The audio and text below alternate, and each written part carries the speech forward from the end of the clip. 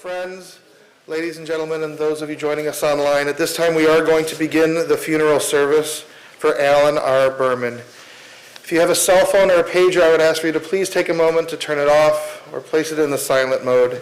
And officiating today's services will be Rabbi Rachel Kaplan-Marks. As we begin our service in just a moment, the rabbi will lead the family in the tradition of Kriya. So for those of you who are wearing a mourner's ribbon, we would invite you to take maybe one little step forward.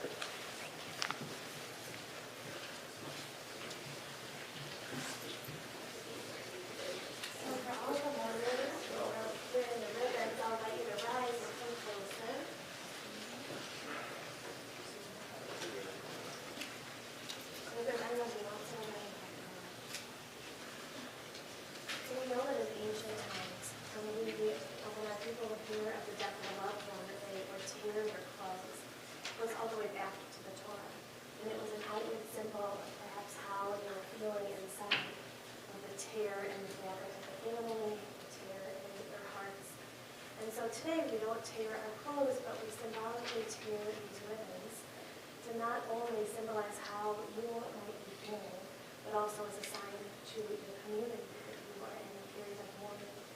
So I'm going to invite you to repeat a Hebrew prayer after me, and then we'll go ahead and tear the ribbons. Baruch, atah, Adonai, Dayan, ha'emet.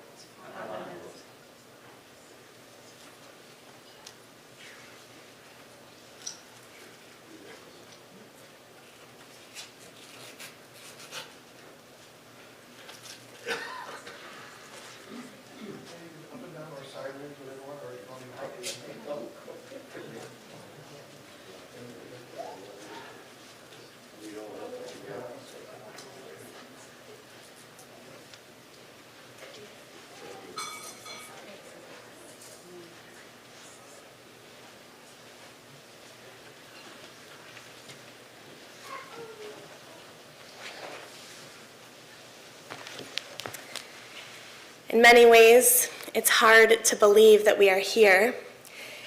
Allan was so vibrant and so full of life. He was a beloved friend to so many, son of the late Bessie and Eddie, brother to Helene and David, uncle to Jay, Alav Hashalom, Ronna, Jasper and Bennett, husband to Martha, father to Todd and Kim, Keith, Scott and Emily, and to Kim and Jason, Kendra and John, and grandfather to Brett, Blake, Harrison, Elizabeth, and Caleb. Though it is a shock that Allan is no longer here physically with us, and you are at once in pain, you're also grateful. We're also grateful to have had him in your lives. And so we take this time to honor his life, all that he accomplished and cherished, and all that he was. For Allan's life that united you, for his love which death cannot sever, for his companionship that you shared along life's path, and which continues through the tenderness of memory, for the gifts of his heart and mind that brought you joy and happiness, we give thanks to God. For all these and more, we are grateful. In his anguish, Job cried out, Adonai natan va'Adonai lekach, yehi shem Adonai mevorach. At this time, we turn to our tradition, and we look for words that might offer us some measure of comfort. Psalm 121. Esa enai el heharim, me'ayin yavo Ezri. Ezri me'im Adonai osei shamayim va'aretz. A song for ascents. I turn my eyes to the mountains. From where will my help come? My help comes from Adonai, maker of heaven and earth. God will not let your foot give way. Your guardian will not slumber. See, the guardian of Israel neither slumbers nor sleeps. Adonai is your guardian. Adonai is your protection at your right hand. By day the sun will not strike you, nor the moon by night. Adonai will guard you from all harm. God will guard your life. Adonai will guard your going and coming now and forever. Psalm 23 tells us that even when we are in the darkest moments, even when we walk through that valley of the shadow of death, we are not alone. I'll recite the psalm first in Hebrew, and then we can read it together. You can find it on the inside cover of your booklet in English.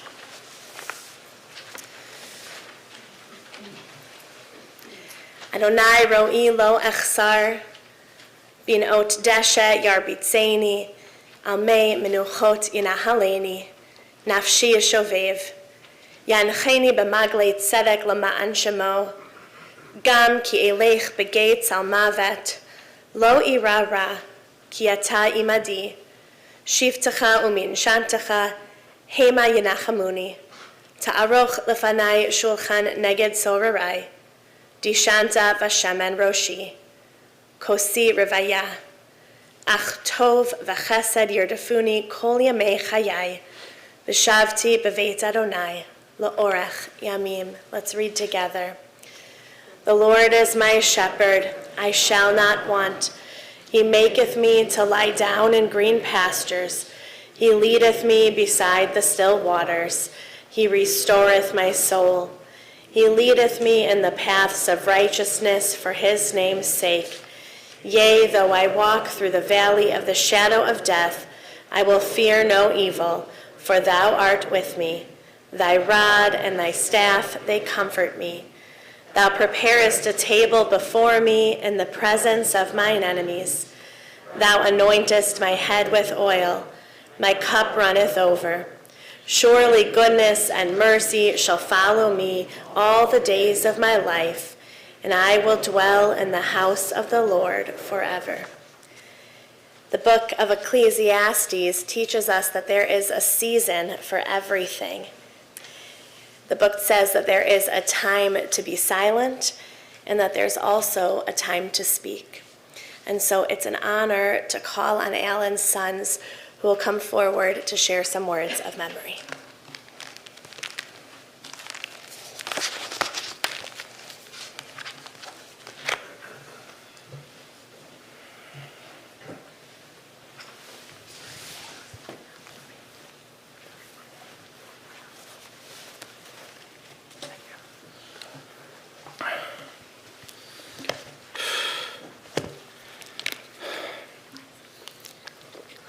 So, I'm Keith, the middle son.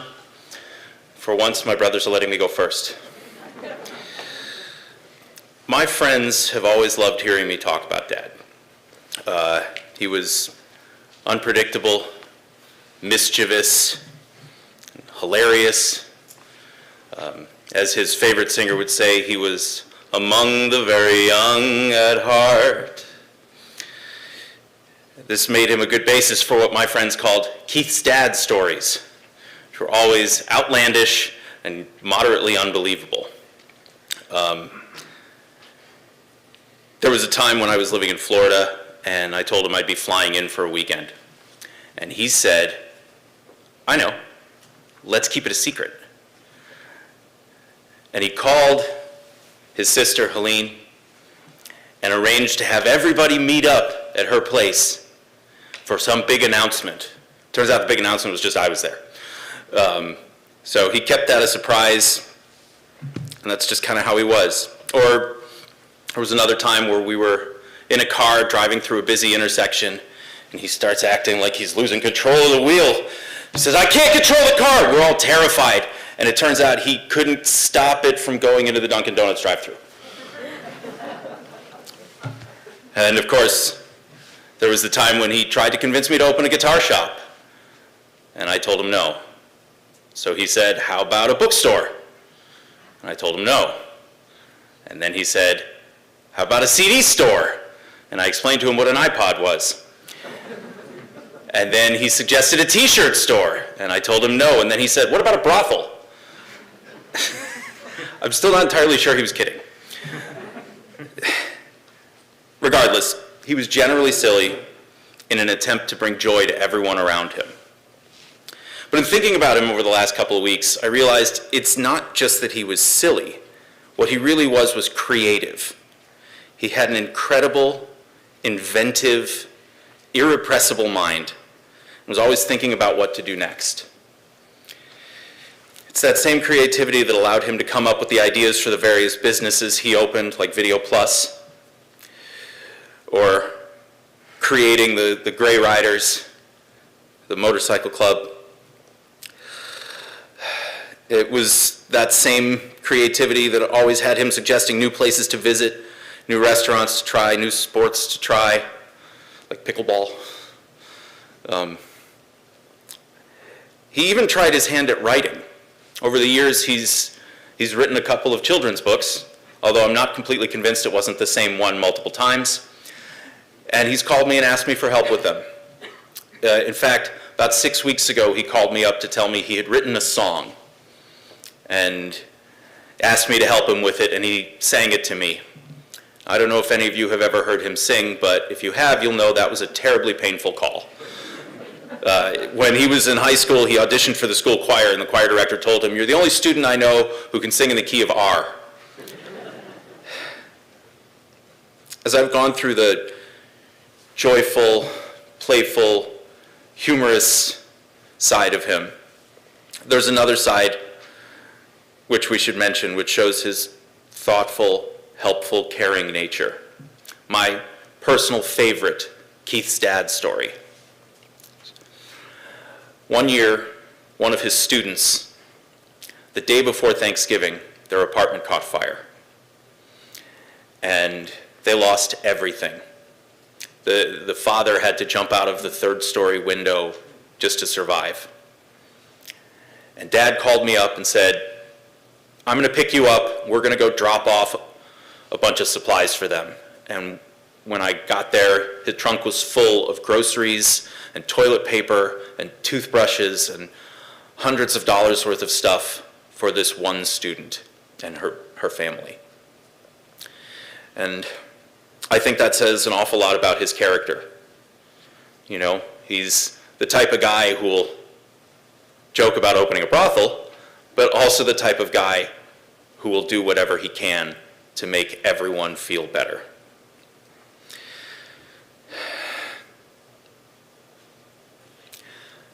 I'm going to pass this over to my brothers, who I'm sure will say more about that part of his character.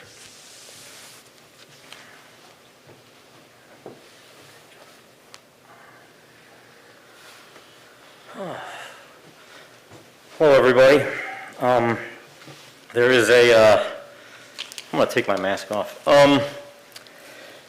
There's two ironies I'm thinking of right off the bat. The first is that I enjoy public speaking, but this is not a speech I ever want to give, and that's why I have notes, because I have never ever given a speech with notes before. And the second ironic thing is that me, Todd, and Keith would always make fun of our dad for crying, and we have been doing it nonstop for the past 2 weeks. So I think Dad would actually get a smile on the last practical joke he played on us. The hardest part when we're trying to do this is how do you sum up a person who's so important to you in 5 minutes? Me, Todd, and Keith, we were just having a million ideas. You know, we were trying to maybe separate him into different aspects of his personality. We were talking about how he was so caring for others, like Keith was mentioning. We were talking about how he always fought and stood up for the little guy. We were talking about how he would do all these goofy things just to make us laugh. But the thing I've kind of narrowed it down to is family. And not just us and Martha, who we love dearly, and Aunt Helene and Uncle Dave and Ronna and Jay and all of these people, but the fact that everybody Dad met, he treated like family. The first one I'm thinking of is my crazy best friend, Solomos. Solomos would say that Dad treated him like he was a fourth son. And Dad would randomly call up Solomos. And I'd be like, "Dad, why the heck are you calling up Solomos? You haven't even talked to me this week." But he would call and they would just chat. And to this day, I don't know what they were talking about, and I don't think I want to, but that's just who Dad was. I think about all my friends, and there was this general feeling whenever they saw him, this general excitement that he had for seeing them and they had for seeing him. I can picture all of them going, "Mr. Burman!" And my dad would respond, "Weatherman, Fonz, Jackie Rowe, Friedman." I need to have friends with better names that aren't as strange, but that's just what I think of when I think of my dad. It's just this general excitement that he would have for people and he would have for others. And I think about those relationships. Dad wanted everybody to be like family. For the past 20 years or so now, I've been watching WrestleMania with my friends from college for 20 years, and I would tell my dad about them. He never even met any of these people, and he was so excited about the prospect of me having such a tight-knit relationship like he had with the knuckleheads in the second row there, Ron, Phil, Okie, Dick, the guys at 912 Linden. He would just get so excited about it, and that's just what I constantly keep thinking about. It's that idea of family, making everyone he met and loved family. Family, going to dinners at Aunt Helene and Uncle Dave's. The unbreakable bond that he had with his sister Helene, which I like to think he instilled in us three. And of course, he was his brother-in-law, but he was more like a brother, Uncle Dave, who we're all still shocked isn't a blood relative. Uncle Dave, how am I doing up here? Is the material okay? The jokes, or they need work? All right, you let me know if the jokes are so-so, I agree. It's just all these little things. I think about Dad at age 60, bragging about our Grandpa Eddie ripping a phone book in half. And he would brag about him like a 6-year-old kid would brag about his dad being a fireman. And I think about the excitement he had when he introduced us to Martha. And he was so excited about expanding on this family.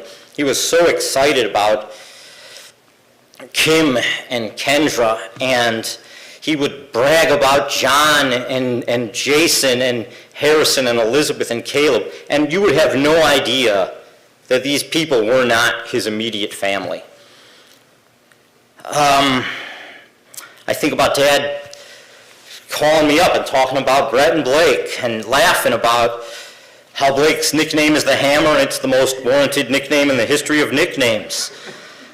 I think about years after they divorced, me, my mom, my dad went to visit Keith in Florida, and we all went to Disneyland together.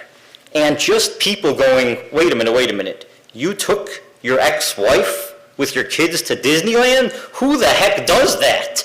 And that's what Dad was all about. That was the point. Even though they were separated, Dad knew how important family was.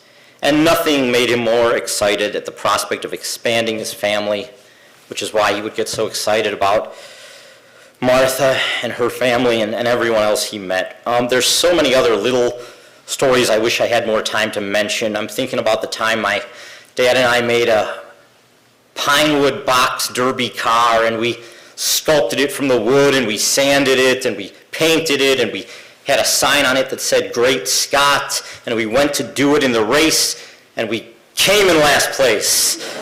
I'm thinking about all these little stupid things Dad would do, like the way he would always mispronounce Huon Spring instead of Hunan Spring, the way he would sing a song about Texas, or the way he would just, all these little specific jokes that would only make sense to me and him, and he would reminisce about these things, and it was the same things every time, and he would smile, and it's just one of those things you can't really describe in a 5-minute speech. And now, oddly enough, when I think of my dad, I think of Emily. Not that they look alike, thank God. Emily has much more hair on her head than Dad did, but I think about Emily because the proudest my dad ever was of me was when he met Emily. And I think about all these accomplishments in my life, all this acting stuff, speech stuff, sales awards, blah, blah, blah, and all of them paled in comparison to the day I somehow convinced Emily to be my wife. He was so damn happy and so damn proud of that. And everyone, he would talk to Todd and Keith, have you met Emily? Did you meet Emily? Can you believe Scott's with Emily? Why is Scott with Emily? It was the same kind of thing again and again. And he would, just like he called up Salomos, he would call up Emily's parents. Again, I have no idea what they were all talking about, but it was just, that was Dad. He was a guy who wanted to make everyone feel like family. And to him, the best thing I ever did was to convince Emily to marry me and expand my family just like he did. I'm going to skip a lot of other parts that will probably just make all of us cry more. He would always tell me to show more emotion, and I would always mess and joke with him. The reasons why I wasn't, but the reason why I'm not doing that now is because it's just a little too hard to keep them in place. So I just want to leave all of you and my dad with this. It's just, I love you, Dad, and I will do my best to take care of everyone, and treat them all like family, just like you did. Thank you all very much. Thank you.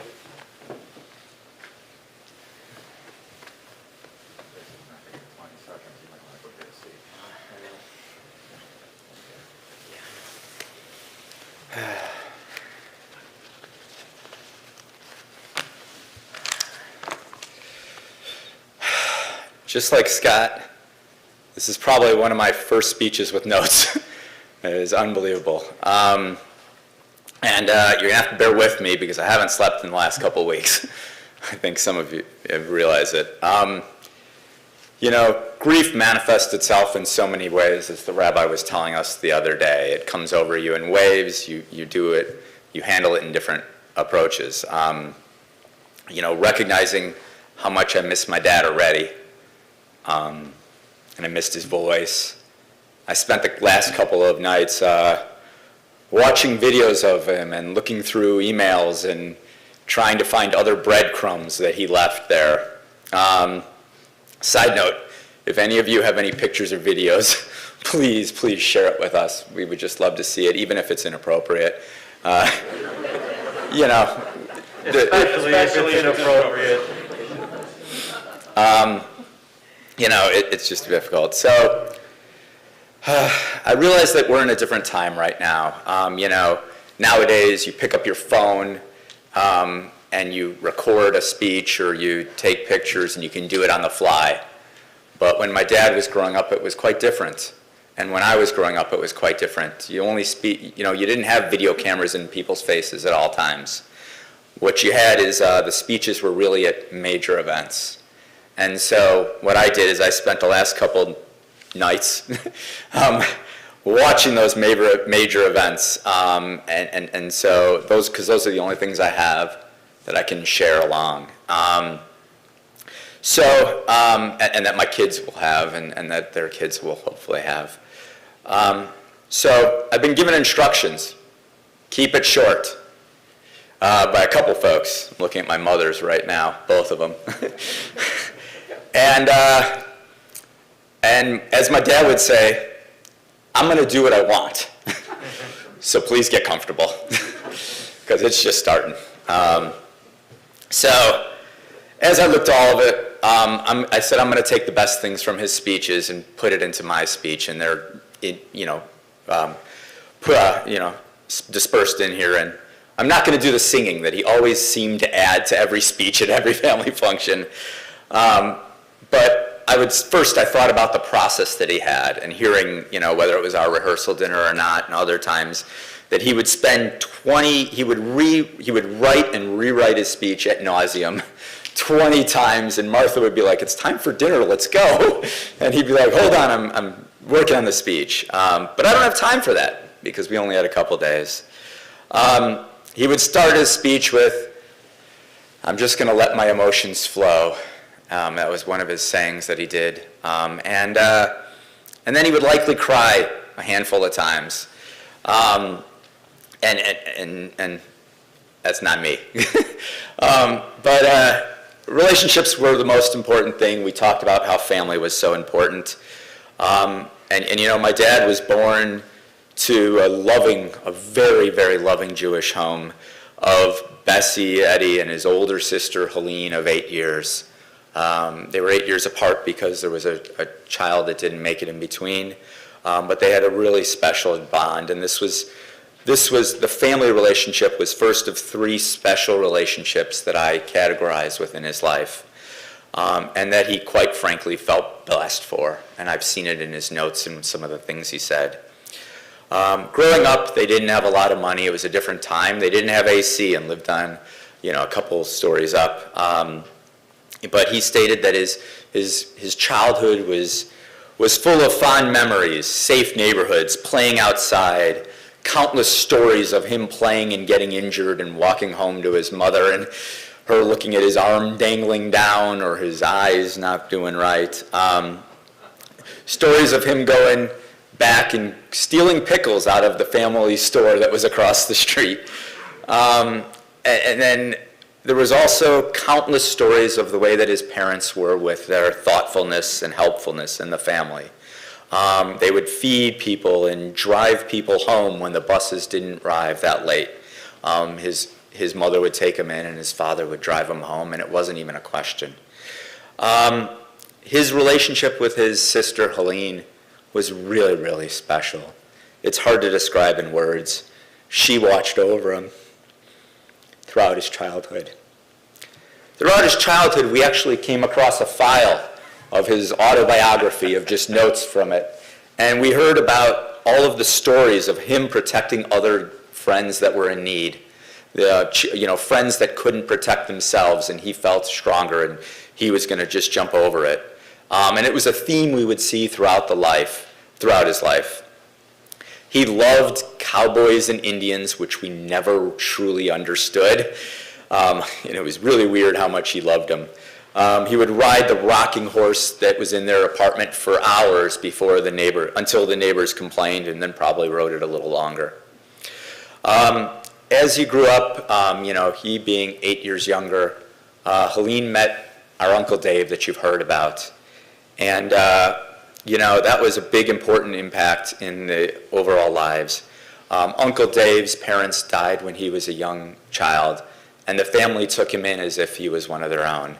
Uncle Dave said the first thing Allan said was, I'm a cowboy, you're the Indian, let's play. And Dave's like, I'm here to date your sister. But he played with him nonetheless, and that's who Uncle Dave was. The treatment of my grandparents to Uncle Dave and the treatment back wasn't that of a son-in-law. It was that of a son. He was a son to them.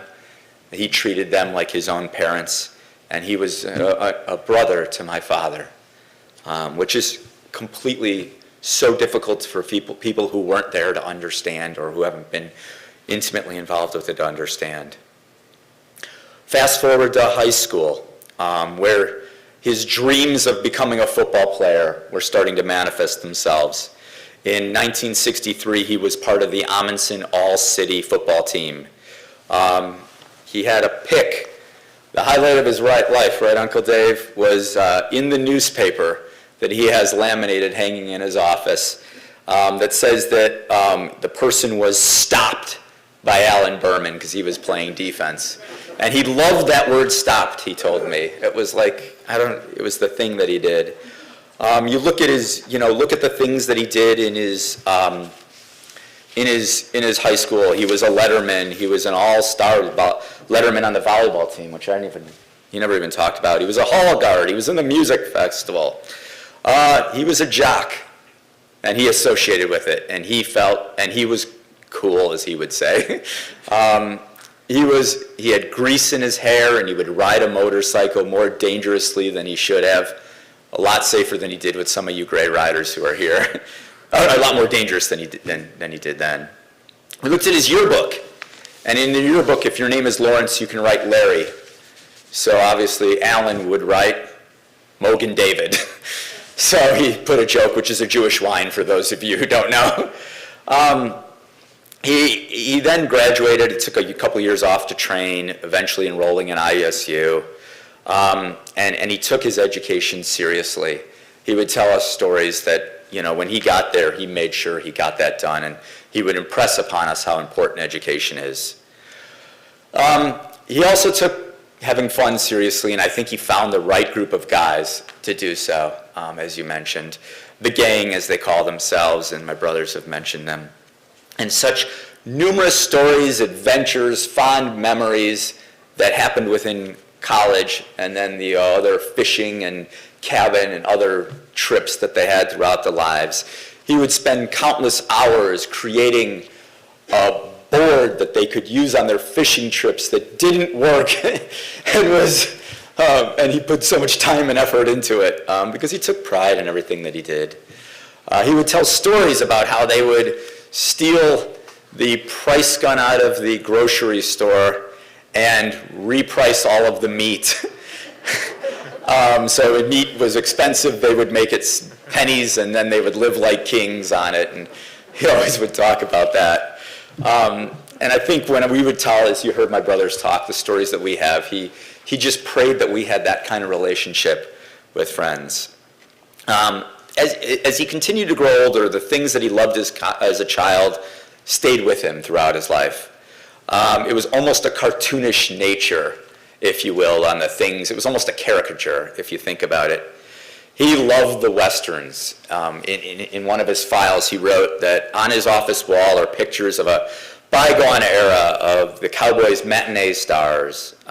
He loved Westerns from the 30s to the Roy Rogers Show and Texas Rangers, Cheyenne in the 50s. So many were his favorites. Smiley Burnett, Gabby Hayes, Davy Crockett, Hop Along Cassidy, which he had a big cardboard cutout of, and there's other stories with that. John Wayne, all of those kinds of things. We never could understand it. Playing sports were a critical component of my dad's life. From playing football in his high school and then into as he grew later. He loved the Bears. We'd talk countless hours. We hear stories and we see it on Facebook posts about these people who he's talking about with the Bears, just nonstop. He would call me up and tell me exactly what the Bears needed to do as if he was the GM or the coach. And I would say to him, Dad, you don't have any control over who's on their offensive line, but it wasn't going to stop him. He thought he was the extra member of the Rat Pack. He associated with it. Playing Frank Sinatra throughout the life, having his Jack Daniels in a specific way that every waiter should know that no waiter got right in the history of his life. He loved cookies and nuts to the point where, and he had no self-control over it. I don't know if he knows this, I might have mentioned it once or twice, but before he would come to my house, I would hide them so that he couldn't eat them all. He actually loved dogs. And I think about our beloved, he loved Lassie when he would watch Lassie on TV, our dog Spats growing up as a child, walking Martha's dog as well. What's the name again? I can't remember. Gingy, that's right. Thank you. I was meaning to ask you. Fast forward to, at a wedding where my mother broke a rule and crashed a wedding. And he met my mom at and they got married on a 4th of July and started a family. He was forced to give up his motorcycle for us because it just wasn't safe. And it was just one of the many sacrifices that he made in his life. As I look back on the photos of all the photos that we've been poring over, he was almost always behind the camera with our family. He didn't have to be in front, and it was just the sacrifice that he made. Now, don't get me wrong, there was a goofy picture that he would take in front of a statue and every now and then, but that's where he was. And at this point, we get to the second family. The second family was the family that you've heard my brothers talk about as children.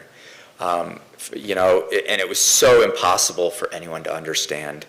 He loved being a dad, and that second family had the get-togethers which were at different places, at his parents' house, Bessie and Eddie, at Helene's house, at our house, Helene and Dave's house. It would always be Helene and Dave, my mom, my dad, my brothers, Ronna, Jay, and my in-laws, particularly my grandma Jean. He didn't notice a difference. That's the way it was sort of from his thing. This was the family. I watched actually a 50th wedding anniversary of Helene and Allan's parents, and while we're taking pictures, they yelled, "Jean, get over here," his mother-in-law. They didn't see a distinction, the same way they didn't see the distinction with Dave. And that was critical as his family. He loved being a dad. He stressed education. He tried to pass on his interests. We did countless hours of sports, baseball cards, football, house projects. He'd give us all the toys, the Star Wars, and all the Star Wars action figures, the Nintendo, all of the 80s staples. I would go on errands with him, and I would love it.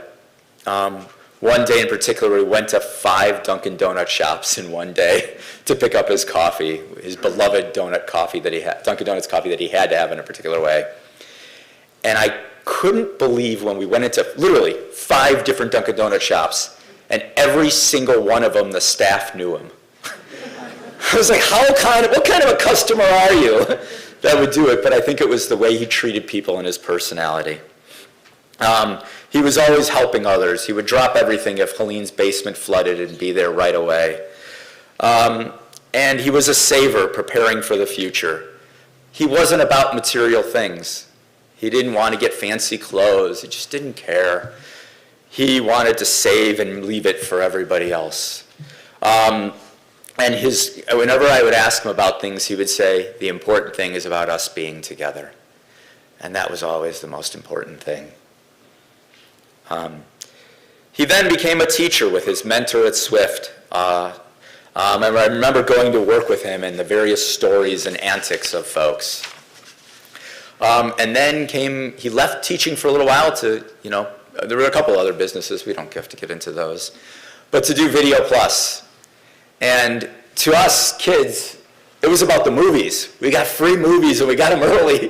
This is amazing. But to him, it was about the family business because it was done with Dave and Helene and the rest of the family, Jay. The charities that they would go to was all about the family. As we grew up, his caring and pride never wavered. We didn't make it easy. 3 cantankerous boys caused him quite a bit of times that would cause him anguish. Yes, you. He would get angry with us, but that would blow over pretty quickly. And for those times that I did, Dad, I wasn't always the easiest. I'm truly sorry. Time flows on and bar mitzvahs would occur. I listened to all those over the last couple of days, and I hear the joy, pride, happiness, contentment. That was a quote from his speech. He would talk about how, in my bar mitzvah, how we laughed together, we argued and cried, more him crying than me, when Mike Richardson was covering Jerry Rice for the Chicago Bears. That was my bar mitzvah speech. But he then said that I enriched our lives and made him and my mother happy people. And that I was part of it, and he mentioned it in all of our bar mitzvahs, that we were part of a special family. We had a couple of impactful deaths, his parents, Bessie and Eddie, Jay, our grandma Jean. And that hurt for everybody. He would go to school, further continuing his education for a master's degree. And then the divorce occurred, and it was a hard period for him. He eventually came to grips with his feelings and found a new rhythm. One of the things he always was important was being independent. If he was going to do something, whether it was going on a trip or something else, he would do it. And he continued to worry about others, trying to support Keith, Ronna, Dave, Jasper, Bennett, and Scott, and everyone as best he could. During that time, I matured. I became qualified as an actuary, and on many occasions, and even to this day, I still think he has no clue what I do for a living. He mentioned it quite often. And I found my role alongside him, whether it was with doctor's appointments, surgeries, getting him home from different events, or helping him with technology. That was so painful. In 2005, it was an important time, and he met Martha. It was really, Martha came into something that was probably hard for her to even understand, because on the second date, it was, she tells stories about the first date. And on the second date, they had to stop and go get his credit card that was left at a restaurant for his ex-wife. Who does that? That's the kind of man he was, to make sure that he was taking care of it was my mom's birthday the night before. Unheard of relationship that you have with an ex. But they fell in love. And then we had, we had some milestones. This was right around the time of his 60th birthday party. And I spent the time with Martha planning the 60th birthday party, and he knew it was a large part of me around it. We got him a camera for the 60th birthday was a present. We're in my apartment. Scott and Keith, he doesn't know if they're in town. I wasn't sure if you were in there. So they were coming from out of town, and we give him Kendra, you probably remember this, we gave him this camera for him, digital cameras. They weren't on the phones back then. And he's crying hysterically, a couple $100 camera that he's deserving it as we're sitting in my apartment. Little does he know we're about to walk upstairs, and he's going to see all his friends. He's going to see his sister and brother-in-law and my brothers all surprising him that he had no clue on. And I'm sitting there thinking, oh, geez, if the tears are happening now, man up, Dad. And I watched the speech that he did in that 60th party, and he talked about the relationships.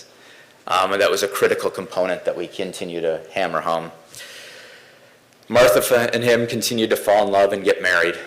And this is when the third family and the final family that he had, ignoring the work family and his friend family, but this was the third family that Martha mentions to me as a blended family, but it wasn't going to be to him. And it wasn't going to be to them. It was important to them, and he was worked so hard to make sure that they knew that it wasn't a separate family. They weren't stepsons and stepchildren, stepdaughters and step-son-in-laws or step-grandchildren. It was his family, and he was going to make sure. And he wasn't worried about us, he was more worried about you guys, because he wanted to make sure you knew how he felt and what he wanted to do. He had a warm heart with that. I hear countless stories about him going down and playing with Harrison for hours on end, and how important it was for being there for Elizabeth and, more recently Caleb, his grandchildren. He took in his new step-in-laws, whether like they were, brother and sister, whether it was Mark and Gloria or Joe and Jane, or John's parents, and the relationship that they had, and joking was just remarkable. I hear stories and the respects that he had for the Smiths, and the Syeds, him and Allan, were something else. And he focused on you guys because he felt that's where it needed. There were ups and downs, but he always came, and we all saw, a time when his passion would come through. And we would always make sure that he would come back to what he loved. The love of sports was there. I took him to the Super Bowl in Florida when the Bears made it there. I remember us getting so excited seeing Devin Hester catch that, and we knew right when it was there that he was going to score that touchdown. Right when he caught it, I banged on his chest, probably a little too hard, and I said, Dad, this is a touchdown. It was like a Nintendo view, and he knew it, and we were hugging, and the phone picture that comes up when he calls is him tearing up during that moment, tears of joy and happiness. Unfortunately, right after that, his retina detached, and we had to go straight from the Super Bowl, find a way to get him home and get him to the emergency room back here in Chicago, because otherwise he'd be stuck in Florida for months. I remember the night before the Super Bowl, we went to this silly Bears rally, and we're seeing the fridge, and we'd run into Michael Strahan, who towered over my father a little bit. But my dad, joking side, came through and he pretended to tackle Michael Strahan. Why there were no security guards there, I have no idea. But immediately Strahan lit up his smile with my dad, and you could tell. He pushed me, then it was my turn in my relationship, and he met my wife, and he pushed me to get married. Oh, how you have no idea. Married already, Todd. And the first meeting with my wife, when he found out that she liked Frank Sinatra, it was done. She was in. He didn't need to know anything more, and I think as he's grown her, he's commented how she speaks to the kids, how she treats everyone, and how much he loves her. He tells me all the time. I look at our wedding, and to him, that was his time to be the hype man and make sure everybody was having fun. He was the first one on the dance floor and wasn't going to leave it. And as I watched that wedding video over the last couple of days, told you I've been spending a lot of time on this. And he didn't care for rules or traditions. If he thought it was time to break them, he was going to break them. And my wedding was another place to do that, as I see pictures of him trying to catch the garter belt, even though he was already married. Share it, Dad. He retired in his teaching lives, but not before coaching football.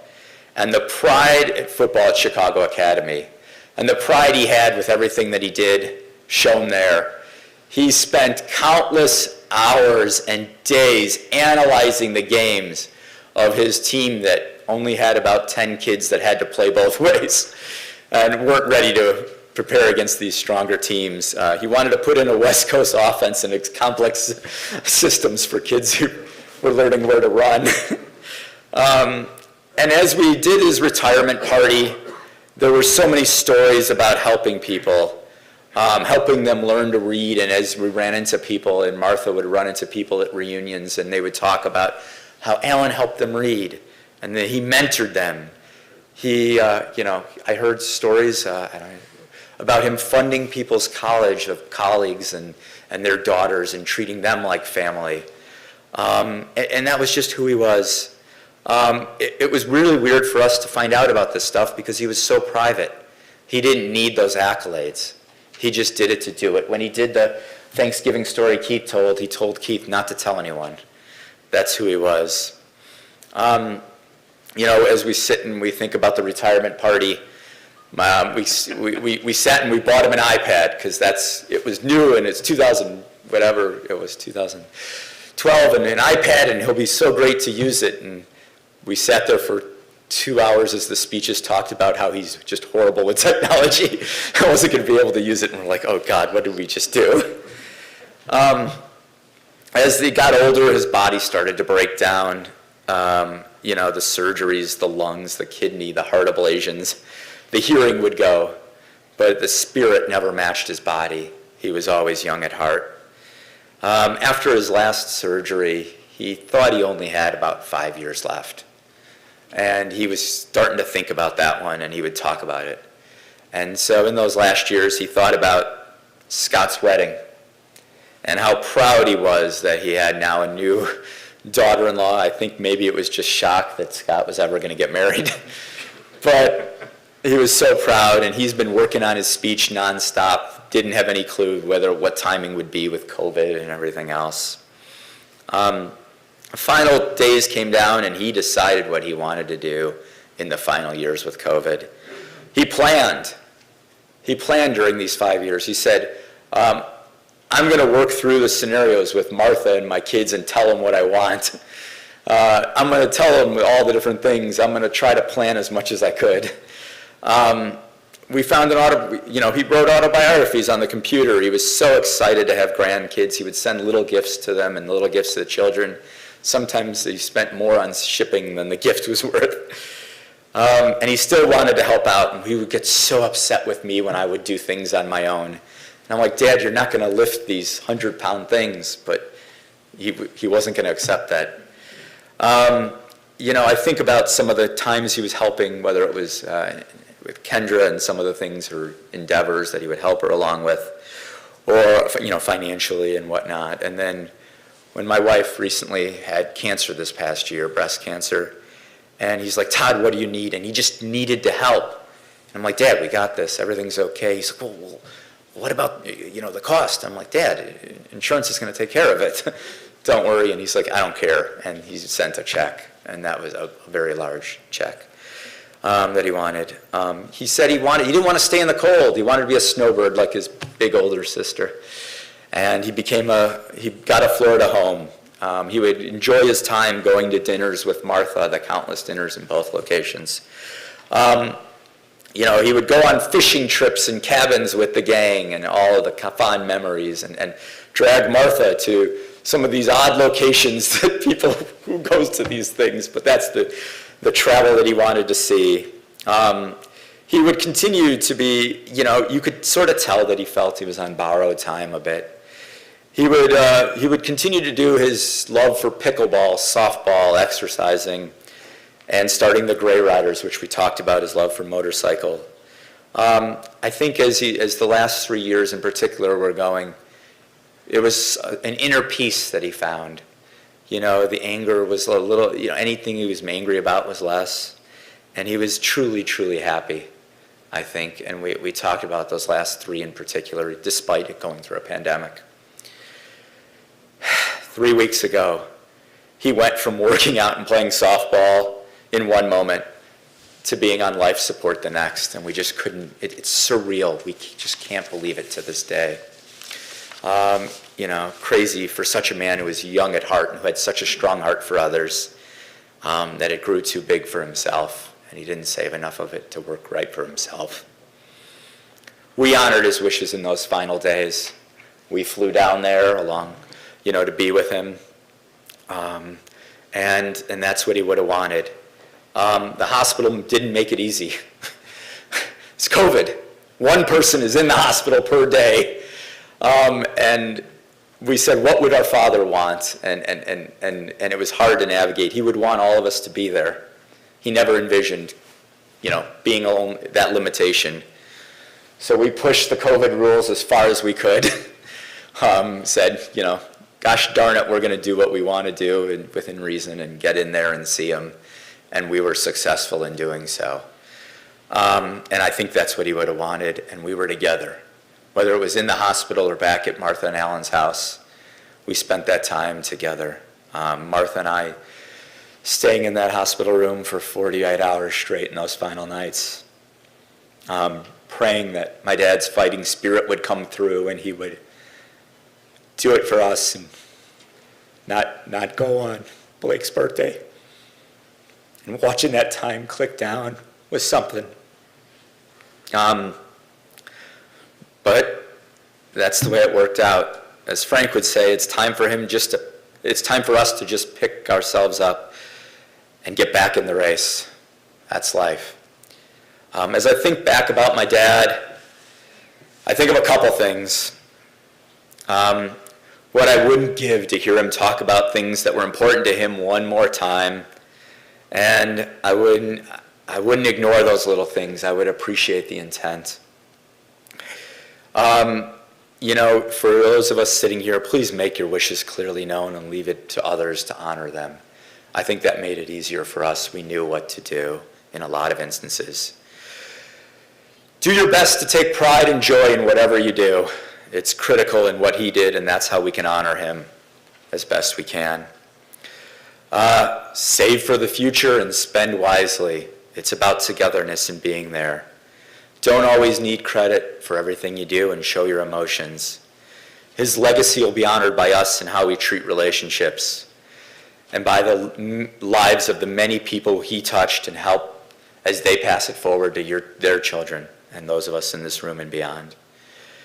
I found something on his computer. He would say, invest your time and they will pay you back in your relationships, and those will pay you back. I found something on his computer in a file that was his personal motto that said, some people come and go in our lives and quickly go or stay longer. Some may stay for a while or longer and leave footprints in our hearts. And we are never, ever the same. And I think that goes for everyone in this room and everyone watching via live stream and everyone who goes before us. You know, he would want us to take care of each other, whether it's the Smiths, the Sagers, the Trumfios, the Bronsteins, Martha and the rest of us Burmans. He would want us to all continue to band together.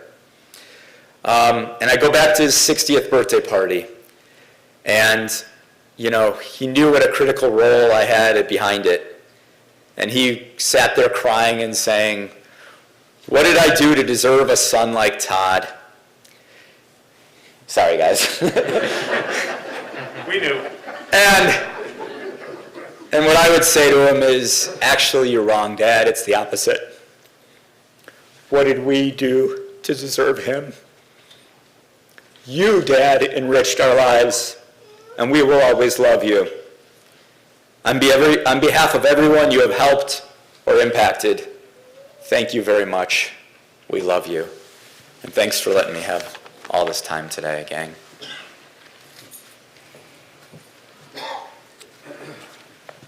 What beautiful tributes from the three of you. Different and yet the same, describing in such a beautiful way your dad. As you've heard, Allan Robert Burman, was a caring person. He was a special education teacher, a case manager and general counselor in elementary schools and the Chicago public school system. He was strong-willed, and that served him well as he fought to help the kids that he served get the best education possible. He also possessed a strong entrepreneurial spirit. In addition to teaching, he started those various side businesses. He was athletic. His childhood dream was to be a professional football player. Allan played football as a student at Amundsen High School and baseball with AZA and throughout his adulthood as well. And not only did Allan play sports, but he was an avid Chicago sports fan. He would cheer on the Bears from his couch with the volume on the TV muted so that he could listen to the superior commentary on the radio, even if the delay between the picture and sound weren't ideal. He was incredibly smart, with an encyclopedic kind of knowledge about all kinds of topics, and he was a good friend. Allan was close with his college friends from ISU, and throughout his life he made room for new friends that would come into the picture as well.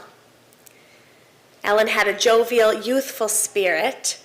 It's not every day that you come across a man in his 70s who has Hoppy, a Hopalong Cassidy cutout in his home. He was a jokester, an inveterate prankster. He would do anything to make people smile. In many ways, up until the end of his life, he possessed the attitude of a young man in his 20s. It wasn't too long ago that he took a solo road trip to Austin to see Scott and Emily.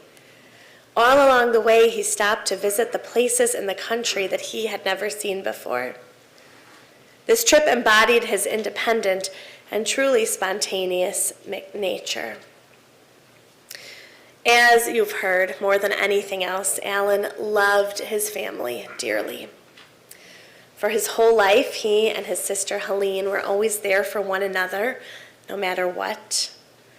He was a devoted son to his parents, Bessie and Eddie of blessed memory, and from them he learned the value of helping those less fortunate than himself. That was a lesson he kept with him throughout his life.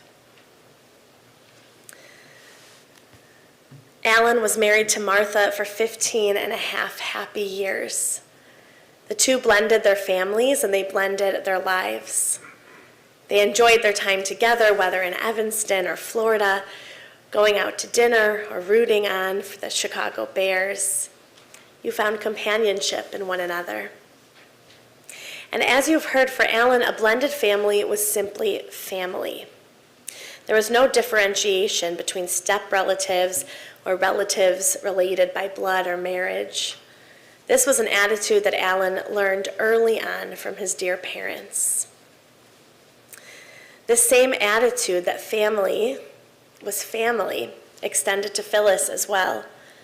Phyllis, your children said that you had a good divorce. You worked hard to find the right rhythm, always putting family first. In fact, they remember that the night the divorce was finalized, you went to dinner as a family. And Martha and Phyllis, the two of you developed your own friendship and included one another in holiday gatherings. Simply put, family for Allan was family. Allan loved his children, and as you can all tell, they all loved him in return. Allan would constantly call his children, reporting on his daily workouts. Pretty good for an old man, he would say. Allan had a competitive streak and a fighting spirit. He wanted to do his best, and he wanted that for his children as well. So he'd offer them advice, whether solicited or not, all out of love. Understanding that each of his sons had different needs, Allan treated them fairly, meeting each one's particular needs. Most of all, he was proud of all of his kids. And oh, did he love all of his grandchildren. Allan's youthful spirit came to life as he gifted them toys and spent time with them. And so for this caring grandfather and father, husband, brother, uncle, son, and dear friend, we pray that his soul find its way to peace and protection under God's wing. I invite you to please rise.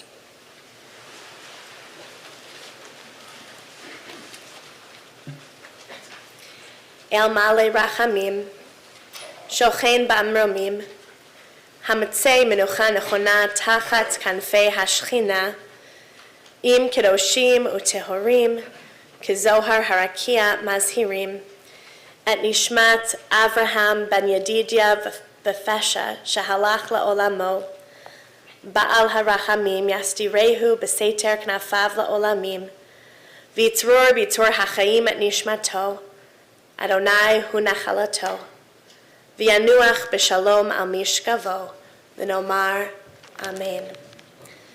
God of abundant mercy, God most high, may the soul of our loved one, Allan Robert Burman, who has gone into eternity, find the gift of perfect peace in your embrace, together with the holy and pure, whose light shines like the radiance of heaven. Compassionate God, hold him close to you forever, so that his soul may be bound up in the bond of life eternal. May he find a home with you, and may he rest in peace, as together we say, Amen. Please be seated.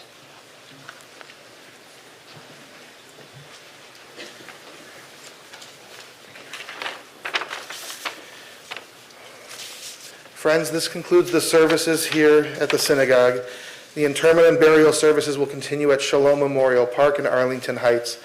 For those of you joining us in the procession to the cemetery, please be sure to follow the following safety precautions. Please make sure that you get an orange funeral flag for the top of your car and an orange safety sticker for your windshield. Please travel as close as safety permits to the car in front of you to avoid any gaps in the procession. For your own safety and security, I would suggest not speaking or texting while driving in the procession to the cemetery. As we make our way through the various intersections, if the car in front of you goes through the intersection, even if the traffic signal changes, please proceed with caution. Feel free to use your horn liberally as we make our way through, but please do try to make every effort to keep the procession all together. We'll also have a car at the rear of the procession to try to help facilitate that as well. Following the interment, the family will be together at Todd and Kim Burman's residence at 28 Edgewood Court in Deerfield. Again, following the interment until 9 o'clock this evening, and then tomorrow, Tuesday, from 5 until 9 p.m., and there will be a minion service each evening at 7 p.m. And again, just as a reminder, face masks and vaccinations are required to participate and to be present there for this Shiva. The family has also requested any memorial contributions in Allan's memory to the American Heart Association, and that information is available on the service folder that you should have received when you came into the sanctuary. If you did not receive one, we do have those for you as you leave. And for those of you joining us online, that information is available on our website as well. The following individuals have been asked to serve as pallbearers: Dick Berry, David Bronstein, Phil Rogg, Ronna, Trumfio, Ron Zaski, and the honorary pallbearer of Bill Oculus. At this time, I would ask everyone to please rise and stand in place. I'd ask the pallbearers to come forward to the middle as we escort the family, the casket, and the rabbi from the sanctuary.